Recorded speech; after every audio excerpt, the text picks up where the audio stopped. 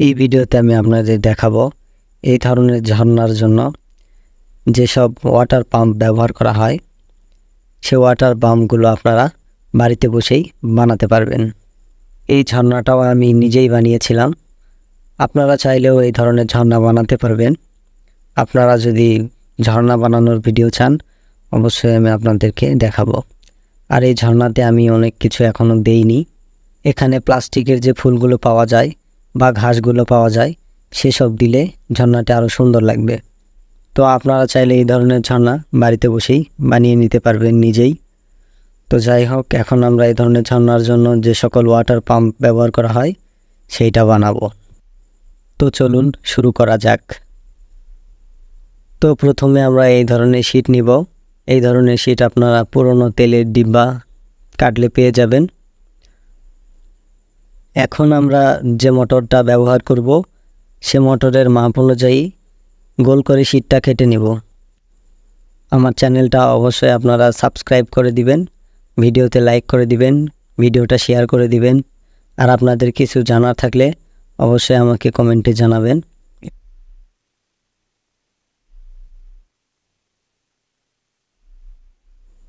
এভাবে আমরা গোল করে কেটে নিব।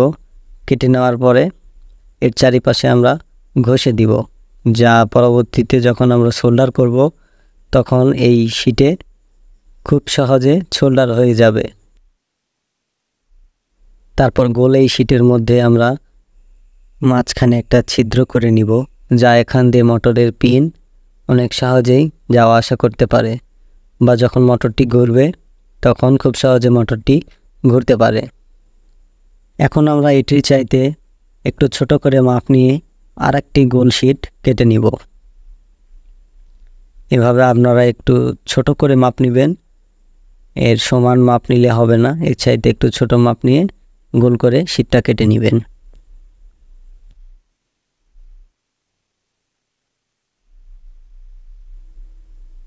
এটি কেটে নেওয়ার পরে এর চারপাশেও আমরা ঘষে দিব, কারণ যখন আমরা এখানে সোল্ডারিং করতে যাব তখন এখানে খুব সহজে সোল্ডার হয়ে যাবে।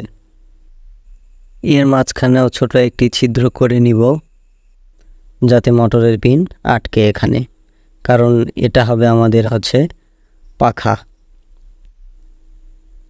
এখন আমরা মোটরের লম্বা দিকের মাপ নিব। মোটরটি যদি হয় 1/2 ইঞ্চি তাহলে আমরা আরও 1/2 ইঞ্চি বাড়িয়ে দিব, বা 1/2 ইঞ্চির চাইতে আরও একটু বাড়িয়ে দিব, দিয়ে একটি শীট লম্বালম্বিভাবে কেটে নিব, যা এই শীটই হবে আমাদের ওয়াটার পাম্পের বডি। সুন্দরভাবে আমরা এটি কেটে নিব। এরকম সুন্দরভাবে আমরা এটি প্রথমে কাটব। কাটার পরে এর দুই পাশেও আমরা ঘষে দিব।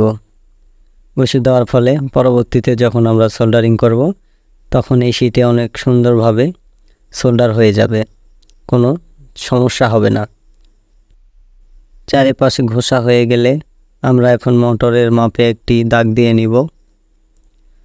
এখন আমরা শীটের এই মাথাতে একটা দাগ দিব, তারপর মোটরের মাপে শীটের ওই মাথাতেও একটি দাগ দিয়ে নিব। দাগ দিয়ে নেওয়ার পরে লম্বালম্বি একটা দাগ টেনে সেই লম্বালম্বি দাগ অনুযায়ী আমরা শীটটা ঘষে নিব। যেমনটা দেখতে পাচ্ছেন আমি এখানে আগেই ঘষে নিয়েছি, এভাবে আপনারাও ঘষে নেবেন, কারণ এই পাশ দিয়ে যাবে আমাদের প্রথমে যে গোল শীটটা কেটে নিয়েছিলাম, ওই গোল শীটটা এখানেই বসবে। তো সোল্ডারিং করার সময় আমাদের খুব সহজে এখানে সোল্ডার করতে পারবো। তারপর আমরা শীট নিয়ে এইরকম 3টা টুকরো কেটে নিব। এই 3টা টুকরো হবে আমাদের পানির পাম্পের পাখা। প্রথমে যে আমরা ছোট একটা গোল শীট কেটে নিয়েছিলাম, সেই ছোট গোল শীটের উপরে এই 3টি টুকরো বসবে, যা সোল্ডারিং করার পরে এটি আমাদের পানির পাম্পের পাখা হয়ে যাবে। তো সব কিছু আমাদের কেটে নেওয়া শেষ, আর একটা কেটে নেওয়ার বাকি আছে, সেটা আমরা পরে কাটব। এখন আমরা সোল্ডারিং করব। তার আগে মোটরের মাপে যে আমরা শীটটা কেটে নিয়েছিলাম মোটরের চাইতে একটু বড়, সেই শীটটা আমরা মোটরের গায়ে দিয়ে একটু গোল করে পেঁচিয়ে নেওয়ার চেষ্টা করব। এভাবে আপনারা পেঁচিয়ে নেবেন। আর এখানে দেখতে পাচ্ছেন আমরা যে প্রথমে বড় যে গোল শীটটা কেটে নিয়েছিলাম এটি আমাদের এই মাঝখানে বসবে। মোটরের যে 1/2 ইঞ্চি, মোটরের এক পাশ ভিন্ন হবে আর পানির পাম্পের যে পাখা সেটি অন্য পাশে থাকবে। তো এইটি 2টি সেক্টর আমাদের ভিন্ন হবে যাতে মোটরের এই পাশে পানি না আসে। ভিডিওটি আসলে অনেক বড় হয়ে যাচ্ছে, আমি ছোট করার অনেক চেষ্টা করছি, কিন্তু আপনাদেরকে ভালো মতো না বুঝিয়ে দিলে হয়তো আপনাদের কাজের সময় অনেক সমস্যা হবে, হয়তো সোল্ডার করতে সমস্যা হবে বা পাখা লাগাতে সমস্যা হবে। এই কারণে আসলে ভিডিওটা এত বড়। আপনারা ভিডিওটি পুরোটাই দেখবেন, তাতে অনেক সহজে বুঝতে পারবেন। প্রথমে আমি যে বড় গোল শীটটি কেটে নিয়েছিলাম এখানে সোল্ডার করছি। সোল্ডার করার সময় আপনারা অবশ্যই আগে সোল্ডারিং পেস্ট দিয়ে নেবেন, তাতে অনেক সহজে সোল্ডার করতে পারবেন। আর এসব চারপাশে সোল্ডার আগেই করে নিচ্ছি, কারণ পরবর্তীতে যখন আমরা 2টি শীট জয়েন দিব তখন খুব সহজেই আমাদের সোল্ডার হয়ে যাবে, তখন আর কোনো ঝামেলা করতে হবে না। বড় এই শীটের মাঝখানেও আমরা এখন সোল্ডারিং পেস্ট দিয়ে এখানে সোল্ডার করে নিব। সোল্ডার করা হয়ে গেলে এখন আমরা সব কিছু জোড়া দিব। প্রথমে আমরা এই বড় শীটটি গোল করে জোড়া দিয়ে নিব। এখানে অনেক সুন্দরভাবে সোল্ডার করতে হবে যাতে কোনোভাবেই পানি লিকেজ না হয়। এখানে আপনারা খুব সুন্দরভাবে সোল্ডারিং করে নেবেন, তাতে পানি কোনো লিকেজ হবে না বা এটা খুলেও যাবে না। এখন প্রথমে যে বড় গোল শীটটি কেটে নিয়েছিলাম এটা এই ভিতরে বসিয়ে দিব, দিয়ে সোল্ডার করে নিব। আমি আগে থেকেই মোটরের মাপ দিয়ে যে ভিতরে সোল্ডার করে নিয়েছিলাম, তো এই গোল শীটটি এখন সেখানে খুব সহজেই সোল্ডার করে নিব। আমি যেভাবে কাজটি করতেছি আপনারাও যদি ঠিক এইভাবেই কাজটি করেন তাহলে আপনাদের কোনো ঝামেলায় পড়তে হবে না। এখন আমি পাখাটি বানিয়ে নিব। ছোট যে শীটটি গোল করে কেটে নিয়েছিলাম এবং ছোট যে 3 টুকরা শীট কেটে নিয়েছিলাম সেটি দিয়ে। তো দেখুন, জোড়া দেওয়ার পরে আমাদের পানির পাম্পটির পাখা এইরকম হবে। এখন আমি এরকম একটা মোটরের পিনের পুলি নিব, যা এই পুলিটি আমাদের পানির পাম্পের যে পাখাটি তার মাঝখানে লাগিয়ে দিব, যার কারণে পানির পাম্পের পাখাটি মোটরের পিনের সাথে অনেক সহজভাবে লাগানো যাবে। আচ্ছা, তো এখন মোটর লাগানোর পালা। মোটর লাগানোর আগে অবশ্যই পিনের এখানে থ্রেড টেপ মারতে হবে, কারণ থ্রেড টেপ এখানে না মারলে পানি লিকেজ হবে এদিক দিয়ে, তাতে মোটরের ভিতর পানি যাবে। থ্রেড টেপ এমনভাবে মারতে হবে যাতে মোটরের পিনটা খুব সহজভাবে ঘুরতে পারে। পিনের ওখানে থ্রেড টেপ লাগানো হয়ে গেলে মোটরের বডিতে একটু থ্রেড টেপ মারতে হবে, কারণ পাম্পের ভিতরে যখন মোটরটি বসাবো তখন মোটরটি যাতে নড়াচড়া না করে। দেখুন, এখানে অনেক সুন্দরভাবে মোটরটি বসে গেছে এবং মোটরের পিনটিও পাখা লাগানোর এই পাশে চলে এসেছে। এখন আমি পাখাটি মোটরের পিনের সঙ্গে লাগিয়ে দিব।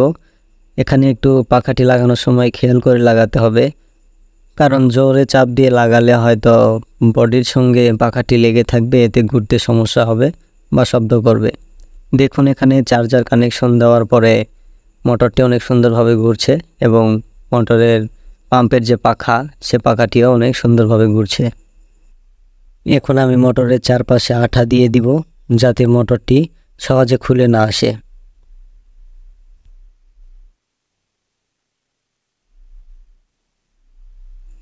আমরা প্রায় ভিডিওর শেষের দিকে চলে এসেছি, আমাদের আর একটু কাজ বাকি আছে। তো আমাদের যে পাম্পের ফুল বডিটা সেই বডির চাইতে একটু বেশি মাপ দিয়ে একটি গোল শীট কেটে নেব। কেটে নেওয়ার পর এখানে একটি ফুটো করব যাতে এখানে একটি ছোট পাইপ লাগানো যায়। ফুটো করা হয়ে গেলে এটা চারপাশে খুব সুন্দরভাবে ঘষে নিব।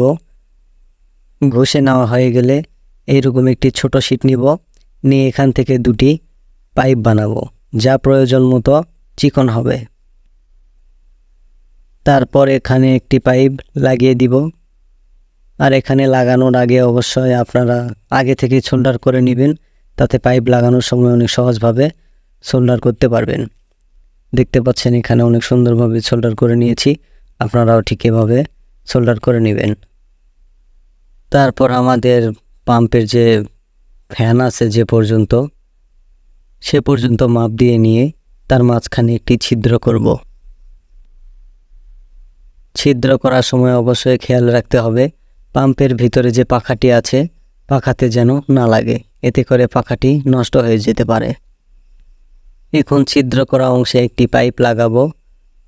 পাইপটি লাগানোর আগে আপনারা অবশ্যই পাইপে এবং পাম্পের বডিতে সোল্ডার আগে থেকে করে নেবেন, এতে করে পাইপ যখন লাগাবেন তখন খুব সহজে সোল্ডার করতে পারবেন। আচ্ছা, তো এখন পাখার দিকে যে পাইপ সহ ঢাকনাটি আছে এটিও আপনারা অনেক সুন্দরভাবে সোল্ডার করে দিবেন। আমি যেভাবে সোল্ডার করতে বলছি সেভাবে সোল্ডার করবেন, তাহলে আপনাদের আর কোনো ঝামেলায় পড়তে হবে না। দেখুন এখানে অনেক সুন্দরভাবে আমি সোল্ডার করে নিচ্ছি, আপনারাও এইভাবে অনেক সুন্দর করে সোল্ডার করে নেবেন। দেখতে পাচ্ছেন পাম্পটি তৈরি হয়ে গেছে, এটি এখন কাজে লাগানো যাবে। তো চলুন আমি এখন আপনাদের দেখাই পাম্পটি আসলে কাজ করছে নাকি করছে না। এই হচ্ছে বাড়িতে বানানো ঝর্ণা, যা এখনও পুরোপুরি কমপ্লিট হয়নি। তো ঝর্ণার এই পাশ দিয়ে পানি বের হয়ে এখানে পড়বে, এখান থেকে এখানে এই দিক দিয়ে এই পাশে এখানে পানিটা ঢুকবে, ঢুকে মোটরে যাবে, মোটরে আবার ওখান থেকে পানি ওঠাই দিবে, এই পাশে পানিটি ঢুকবে। এখন আমি ঝর্ণাতে ওয়াটার পাম্পটি লাগিয়ে আপনাদেরকে দেখাই যেটা কীরকম কাজ করছে।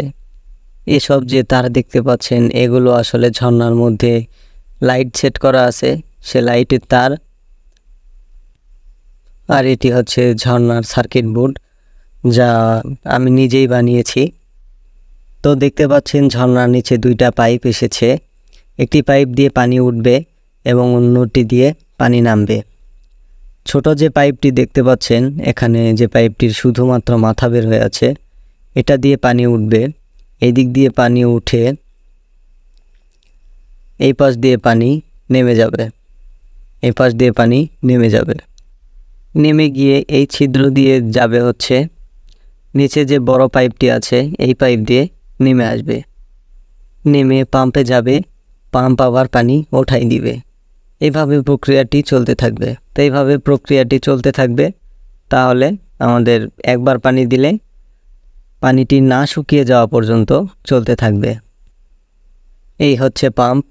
তো পাম্পটি লাগানোর আগে পাম্পের যে পাইপ এখানে থ্রেড টেপ লাগাতে হবে, কারণ থ্রেড টেপ না লাগালে হয়তো পানি লিকেজ হওয়ার সম্ভাবনা থাকবে, এই জন্য থ্রেড টেপ লাগিয়ে নিতে হবে। থ্রেড টেপ লাগানো হয়ে গেছে। যেহেতু এই পাইপ দিয়ে পানি নামবে আর এই পাইপ দিয়ে উঠবে, তাই পাম্পের এই পাইপটি এই পাইপের সঙ্গে লাগিয়ে দিব, আর পাম্পের উপরে যে পাইপটি আছে সেই পাইপের সঙ্গে ঝর্ণার এই পাইপটি লাগিয়ে দিব। আমার চ্যানেলটি সাবস্ক্রাইব করে দিবেন, ভিডিওতে লাইক করে দিবেন। আপনাদের কিছু জানার প্রয়োজন থাকলে অবশ্যই কমেন্টে জানাবেন, আর ভিডিওটি শেয়ার করে দিবেন।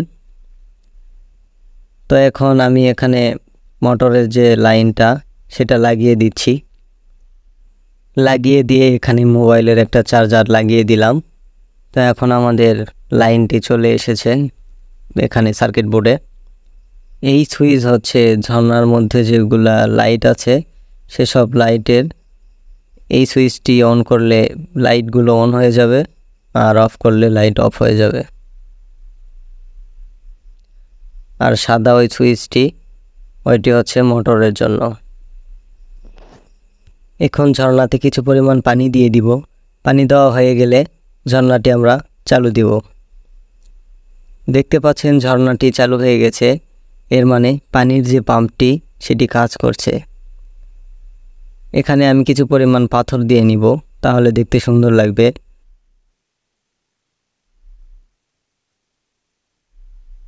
ভিডিওটি এমনিতেই অনেক বড় হয়ে গেল। ভালো থাকবেন সবাই, ধন্যবাদ।